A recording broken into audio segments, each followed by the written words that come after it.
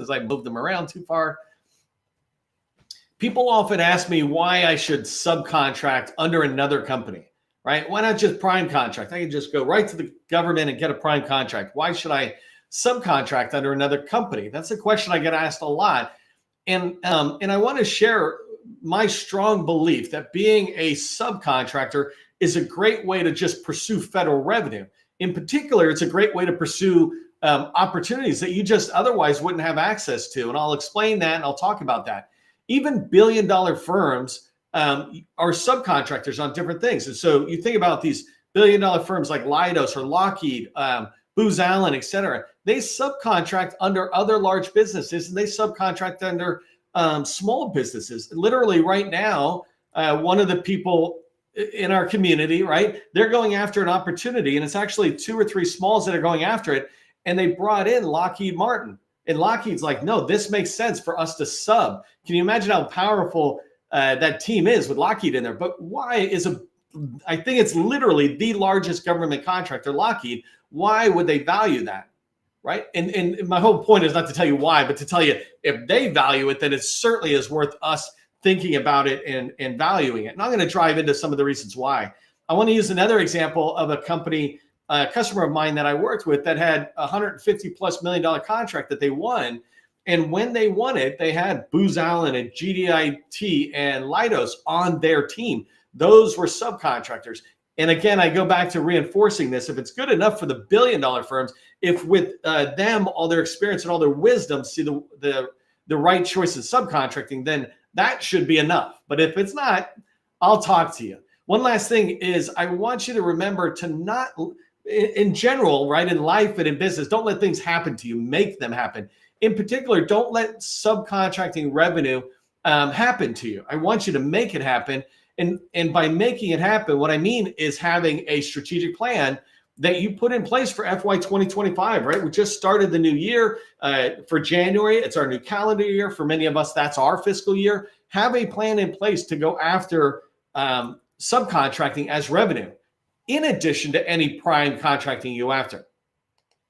So today, as I talk about pursuing revenue as a subcontractor in 2025, FY2025, so fiscal year 2025 began October 1st. I'm going to cover down on these 3 sections. The first thing is I want to talk about the different ways you can make money in the federal market. So there's 3 federal revenue streams that I teach. We'll talk about that, make sure we're level setting on just understanding where subcontracting fits into that. The second thing I'm going to cover down on is what do I really mean when I say subcontracting? We're all at different levels, but even if you've got like 10 years of experience, I've watched people not have a good understanding of it. And obviously, if you're brand new to government contracting, you might not understand where it is. And again, I want to level down on what it really means to subcontract and talk about the value too. That's where I really want to drive into that. And then I'm going to wrap up with 9 ways or 9 tips to increase your chances of joining a team, right? When you think about the schoolyard and they're picking teams for some game at recess, you want to be that person who gets picked, right? Are you a fast runner? You're going to get picked for the teams that are running. If it's more about smarts and thinking, are you smart and you think fast? They're going to pick you for the team.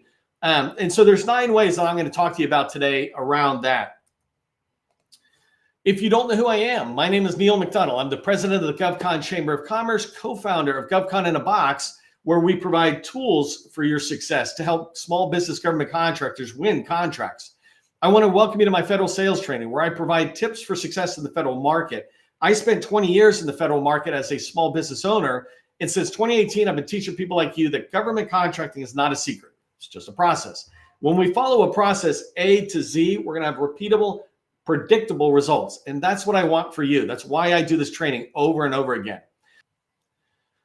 Okay, so let's talk about the 3 ways to make money in the federal market, right? And I'm actually going to do something a little different for a second and just stop sharing my slides because these things I got so locked down in my head, and I just want to talk to you and not really read off the slides.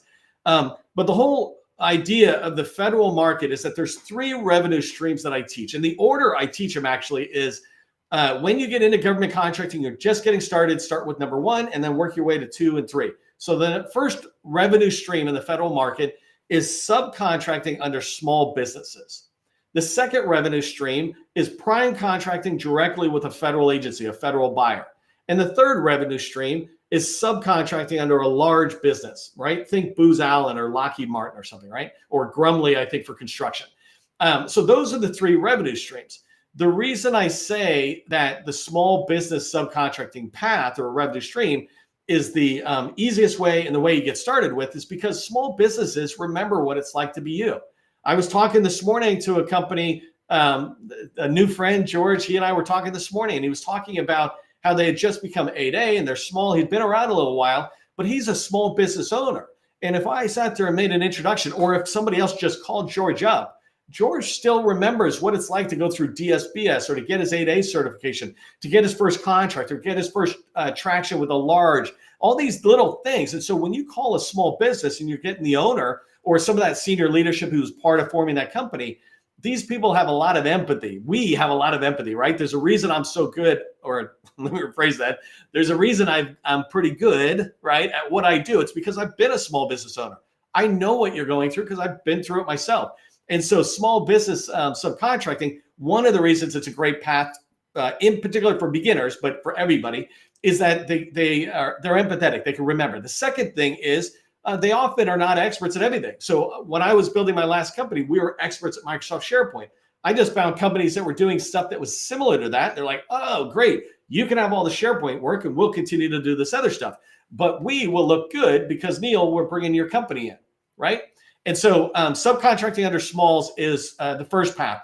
Another thing to keep in mind about small business subcontracting is just how much revenue has gone to small businesses. And so let me share my slide really quick again. When you think about, and I've got it in number 2, I put it in different orders here for a second. But when you think about the amount of money that's out there that is going to opportunities that maybe you can't get access to, you want to build relationships, subcontract with people who've got these tags. So bullet number 2 here, where I have HubZone, woman-owned small business, SDVO, SB, and 8A. Look at the amount of money, right? HubZone's had $1.1 billion in set-aside contracts. That means if you weren't a HubZone, you didn't have access to that unless you subcontracted. And a lot of those small businesses, again, are totally open to subcontracting. I hope you are as well, because that's how we grow. That's how larges grow. Women-owned small business, which $1.2 billion for me and my wife, that sounds like a lot of money. If I had that in my pocket, I'd be a happy guy. But for the amount of set-asides a woman-owned small business, it is absolutely the worst testimony to the set-aside, the woman-owned small business program. It is horrible how little they get, but you can still see that there's 1.2 billion. And the reason I say it's horrible, by the way, is because there's only like 5,000 HubZone firms, but there's well over 100,000 women-owned small businesses. How on earth do they have the exact same amount of set-asides? I want more for the HubZones and a lot more for the women-owned small businesses. And then SDVO is 9 billion and 8A is 14 billion. If you're not an SDVO, if you're not an 8A, then you're missing out on those channels. And so this is why when you look at your strategy and you're creating a strategy in the for 2025, you want to have a strategy for small business, and in particular going down even lower. How much are we going to get in subcontracting under 8A? We need relationships, and I'll talk about that in a minute. How much are we getting with SDVOs? Do we know any SDVOs since we are not one? That's a strategy. When you put it in place and say, where do I want to get the money? What do I need to do to get that revenue, right? I have to build relationships. I have to bring value, which I'll talk about in a minute. Okay, the second way that I say to get money in the federal market, the second way to get money in the federal market, second revenue stream, is prime contracting with federal agencies. The reason I say this is second after subcontracting with smalls is because agencies are open to working with small businesses. They're more open than a large business like Lockheed, right? Agencies are prepared to have opportunities coming in. Plus, it's the law, right? They need to sit there and figure out how to work with small businesses. So if you come in and you're a small business, you want to go after that. If you're a company doing 10, 20 million and you're still a small business, of course you're priming, right? And so that one I think makes sense to all of us. And the third way to make money in the federal market is subcontracting under large prime contractors. The reason I make that last is because they're very risk averse. They don't want to work with smalls who are going to cause problems to their contracts as they support their own federal customers, right? They need smalls who come in and bring maturity and strength, and they're able to be part of the team strongly. And so in the third slide, I'll show you that. I'll talk more about what they look for. And I've done a lot of videos where I talk about, I interview larges and say, what are you looking for? And they tell us exactly what they're looking for, so you can hear it from the horse's mouth. But so these are the three revenue streams, right? Small business subcontracting, prime contracting, and large business subcontracting. And by the way, as you think about large businesses that are out there, right? Let me just move to the next slide. I think I kind of covered down on this.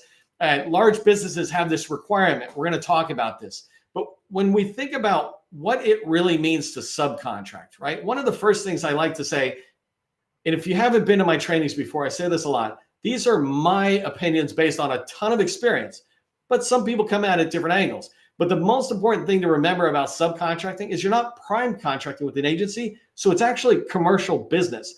This is a really important thing for 8As to remember as you're moving forward. Subcontracting is a form of commercial business. Your contract is with the other company. It's not with the government. Even though your end user is that government, it's still commercial. And the reason this is important, 8A companies have to balance the amount of 8A set-asides or direct awards they're getting, the percentage of that work with commercial or non-8A work. So it could be prime federal contracts that are not set aside to 8A. But it's really important to pay attention to the value in there. So the first thing I said about subcontracts is when you think about subcontracting, you're filling some of a federal contract. Let's just say, let's just use a large business so that we all kind of recognize it, right? Booz Allen is who I'm going to use for today. Let's say Booz Allen has a contract. They have a contract with the federal agency. It's a prime contract, and their job is to serve it. You're going to come in and fill a portion of that work. If you look at a performance work statement, the requirements of a contract, you'll see 10 task areas. You might fill one of those task areas, right? And so this idea of filling a specific task area that aligns to what your clear focused offer is. And so I put in here Defender as an example. There's somebody in our community does SharePoint. Actually, somebody might even be here today. But Defender was this huge $200 million contract, and it was around cybersecurity, right? So all this cybersecurity tool sets and services, et cetera. But then there was a SharePoint company. And I happen to know both of them were my customers at a time. And I brought them together saying, these guys don't just do SharePoint. They do business intelligence and dashboarding. They can make sense of all of these cyber tools. And that was one of the government's pain points was, man, we have so many tools, we don't know what to do. And so this company was able to come in and handle a very specific subtask of a task area and go in. And so, you know, when you think about what is subcontracting, you're not taking the whole contract. You're not taking the whole need that the government has. You're filling one portion of it. Another way to think about what is subcontracting and why you might do it or how you might do it is when you think about all the relationships you're doing and you're out there working, trying to identify opportunities, but they come out on a contract vehicle you don't have. You know the opportunity. You've got it nailed. In fact, I was just working with last week. One of my customers got contacted by somebody from California who said, we own this. Like, we've been writing the proposal, we've been doing capture, we know it all, we've got some relationships, but it's coming out woman-owned small business on this GSA contract vehicle. Could we team up where you guys prime and we sub? That's a really good time to do subcontracting, right? Is bringing your opportunity, like that California company did, to their contract vehicle. And you know, the long-term play on this is you want relationships in place already with a lot of these people. But if you don't have those relationships, it's a great way to start a relationship by coming in and saying, I'd love to subcontract with you. I've got this opportunity I've been chasing, et cetera. All right, number 4, supporting just pure staffing needs. So subcontracting, the entire time I've ever done it, it was because we were the experts and we were coming in and bringing that niche skill or clear focused offer to what they had. But sometimes you're just supporting pure staffing needs. They just need to ramp up employees, especially when you think about requests for quotes. Even if that quote is around, you know, we need 30 FTEs on a contract. Well, you might come in and support the staffing need of somebody. And if you can build your relationship so it's a subcontract, now you're in there really just filling the positions as needed. That sometimes happens with larges. So I have a customer, I told this story before, I think. So if you've been around, you heard this. But like 4 months ago, 3-4 months ago, they won a subcontract with a large multi-billion-dollar firm to provide staffing. The size of the contract they won was like $60 to $70 million over 5 years. That was a huge win for that small business. It came from them actually building that relationship with the large. So it didn't just go from 0 to 50 million, right? They proved themselves out. They were always reliable, but they're not bringing any expertise that small business has, that subcontractor has. What they're bringing, though, is the ability to staff up that position. I supported Booz Allen at in my last business, and I had contracts with them, subcontracts with them on contracts where they would have to staff up 500 people inside of a year, right? And so we were there supporting that need as well. So as you grow, those are opportunities. By the way, just as a refresher, if you're brand new to government contracting, don't think you're going to make a ton of money really fast. If you do, congratulations, go scratch a lottery ticket, right? But the path is slow and steady. You will definitely make a lot of money if you do it right. But I'm not trying to tell you you're going to get rich overnight, and I'm not trying to let you be unrealistic. If you're newer to the game, go subcontract with companies doing 3 to 5 million. They probably have room in there, and they certainly have a willingness to meet and talk with other businesses that can help them grow as well. All right, fifth thing about what it means to really subcontract is you're filling a small business plan. And this is a thing to be careful with. Large prime contractors we say over $700,000, but forget about that. Large prime contractors, when they win contracts full and open, have to put in place something called a small business plan. Basically, the government says we need to be giving a fair amount of work to small businesses. But because I'm giving you billions of dollars, large business, we need to delegate the responsibility of pushing work out to smalls to you large. And so we want you to create a small business plan that says, how will you utilize small businesses, basically according to the same guidelines we, the federal agencies, follow. So an example is, or a generalization is, large prime contractors winning full and open contracts have to set aside about 30% to small businesses. It's a generalization. Here's the thing about it. Yes, that's an opportunity for subcontracting. But like my other customer who won that $60 million contract, you need to work up to that. Larges aren't just going to hear from you and you're like, they don't know who you are. There's nothing there. You need to build relationships. You need to have past performances. So if you don't have small business subcontracting and prime contracting, I tend to recommend don't go knock on a large door. But when you do get in there, your ability to go from 1 person to 10 people to 100 people is realistic because large businesses have billions of dollars in contracts. Last thing about small business plan, though, don't ever knock on somebody's door and say, hey, we're here to help you fill that small business plan. It's like, thanks, I got it covered, right? Even if you're the best at what you do, you never lead with your tags. You never lead with that. You come in and you lead with, actually, probably the next slide I have here is exactly what you lead with. Oh, I'll come back to that, but you lead with your skills. Hey, really quickly, before I move on to the last slide, just telling you again, on Monday, October 14th, we got another virtual networking event. I'd love to have you there. We have over 300 people already registered. Just go to govconinAbox/networking.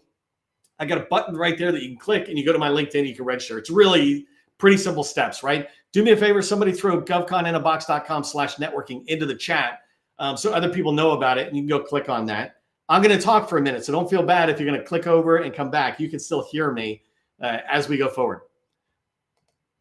Okay, so let's talk about the ways you can increase the chances of joining a team, right? And this is a big deal because this is where I go back to what I said in the beginning of today's training. Government contracting is not a secret. It's just a process. When we follow a process, we have repeatable, predictable results. Building relationships, getting on teams, that's a process. You can lay out a process for that. I do lay out a process for this. I've done well over 500 trainings in the last couple of years, and all of them are around one way or another, building relationships, working together. And so here, I just want to give you some tips on increasing it. Thank you to those putting that link into the chat. I really appreciate that. All right, so first way, and by the way, these are in no particular order. The first way is having agency intimacy. And so what we mean by this is that you're inside of an agency, you're talking, you know them. Maybe you just started your company after you left the Army or after you left DHS or something, right? Or maybe you're in there because you've been going to enough events and you've been building enough relationships. You might not have a ton of business yet or something, but you understand the agency. Let's use, as an example, the Department of Commerce, right? If you're in there and you're understanding it, you might understand it better than the primes that you're going to talk to. And in this case, a prime contractor to me, somebody you might sub under or team under, is like anywhere from 3 million up to 3 billion, right? But anywhere up there, these people will value the fact that you know that agency, you understand some of their tools, etc. You have relationships in there, right? Hey, I'm going to come in. Number 5, I talk about supporting capture. Part of supporting capture is if you have relationships from bullet number 1, then that's something you can offer to teammates or primes, right? To say, hey, I want to come in and be part of your team and I can bring this. I know this agency, I know these people. I'm just not ready to prime, or I'm not ready to prime on this opportunity.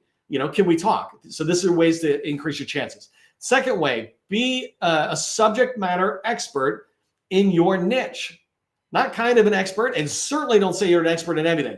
But my last company, and I like to keep saying that in this particular case, we were SharePoint and we were the best. We beat out Microsoft toe to toe when we were a small business, right? And it was because all we did was SharePoint. We did it and we had past performances over and over again. This made us a subject matter expert, both in our skill set and our certifications with Microsoft, ironically, and our past performances that led to our increased subject matter expertise, right? But in a niche is the important thing. You want people to look and go, wow, you guys are the SharePoint people. What's your niche, right? If you put one word, in fact, maybe throw it in the chat if you're feeling generous. If you said one word about your company where people said they're the SharePoint company, they're the cybersecurity company, what's the one word, not two, one word you'd want people to say about you, right? Your company. Number 3, have past or have related past performances. And what this means when you're trying to increase your value to a team, you want to come in and not just say we're a subject matter expert and we have this past performance, but you don't want these unrelated past performances. And it's kind of a key problem with 8As is they get invited into opportunities. And so their past performances get diversified. You don't want diversified past performances. You want them to be related and getting bigger and bigger. Right. And then, even that relation, like if I did SharePoint, if I did something else, it would not be way out left field. It would still be Microsoft, right? Coming up. Okay. Number 4, have socioeconomic tags they might value. So a large might just value any tags, but a small business, you might team up with a woman-owned small business and you have that tag and you can go in and say, hey, we can team together as similarly situated entities and go after bigger opportunities together. Number 5, be able to support capture. Number 6, be able to support proposal writing. If you want to be invited on teams and increase it, come in and say, hey, I'd like to be on your team. This is what I can do in capture. These are my processes. And definitely I want to help in proposal writing any way that you want me to fit in and help. I've got a $100 million firm that I'm going to bring one of their business developers in and talk. And he goes, oh, I know exactly the first thing I'm going to say. You need to have processes. They don't have to be overly mature, but they have to be in place. You have to have it. How you do capture, which is knocking on doors and understanding an opportunity, and proposal writing. How do you get it out the door so the government understands and awards the contract? I only got 3 minutes left, so I'm cruising fast. Number 7, have back office maturity. This is really important to large primes. They want to know that you're financially stable, that you can handle 90 or 120 days of not getting paid, and you've got access to a line of credit or something if all these hiccups happen. If you don't, then your people are going to quit because they're not getting payroll, right? So other ways of doing back office maturity that I put here are organizational certifications. Look into your company and go, what can I do to represent that, we're an adult business, we're more mature. And maturity is a normal way of talking about growth, right? You have software maturity model. This thing here, the CMMI, is capability maturity model around software development. Our organization matures, right? We crawl, we walk, we run. Number 8, be able to staff up. They need to know that if large in particular, if I give you some positions on my contract, I need you to fill them fast. If somebody leaves and they were your responsibility, I need to know you're going to be able to fill them fast so their federal agency ultimate customer doesn't get frustrated. Number 9, give them things of value. Think of anything. Here's a white paper. I found the strategic plan that the government just put out. Hey, can I make an introduction? Don't hold things back. Remember the very beginning tip was generosity, right? It's just think about generosity and always being generous. Here's what I want you to remember from the training as we get to my last minute. First thing is subcontracting, as valuable as it is, requires relationships. So start getting good with relationships. Build them here. Start building them before you need them. Dig your well before you're thirsty, right? Number 2, determine who you want to subcontract under. Is it a large? Is it a small? Is it a hub zone or a SDVO? Determine that. And then especially from a small business perspective, go into GovCon in a box. Right there, you'll find a link right on the homepage to be able to browse all of the small businesses, and we brought a lot of good information in that helps you make decisions on who you might be able to reach out to and talk to. And there's people's names, etc. If you haven't done so already, make sure you subscribe to our Government Contracting Success newsletter within LinkedIn. It's the largest GovCon newsletter by far inside of LinkedIn, and the community around it keeps building because you value what we put out, and we always put out content that is related to sales and government contracting. I wanted to congratulate the companies who are in the 100 Club. So the GovCon in the Box, we have a tool in there. It's a free tool for you to check your federal visibility score, 0 to 100. These 79 companies have a score of 100. Out of over 350,000 small businesses in DSBS, right, the Dynamic Small Business Search Tool where the federal buyers look, these companies have maximized their visibility. Doesn't mean they're going to win contracts, but it means when the government goes looking for small businesses like theirs, the chances of them coming up in the results and towards the top are much more likely. 60 to 70% of small businesses in the federal market are invisible to the federal buyer. So go to govconinAbox.com, check out your score. It takes you 2 seconds to see your score. I got it in the top right-hand corner. And then click on the score. When you do, you might have to sign up for a free membership, but it's just so that I only show the next bit of information to the companies that are clicking on it.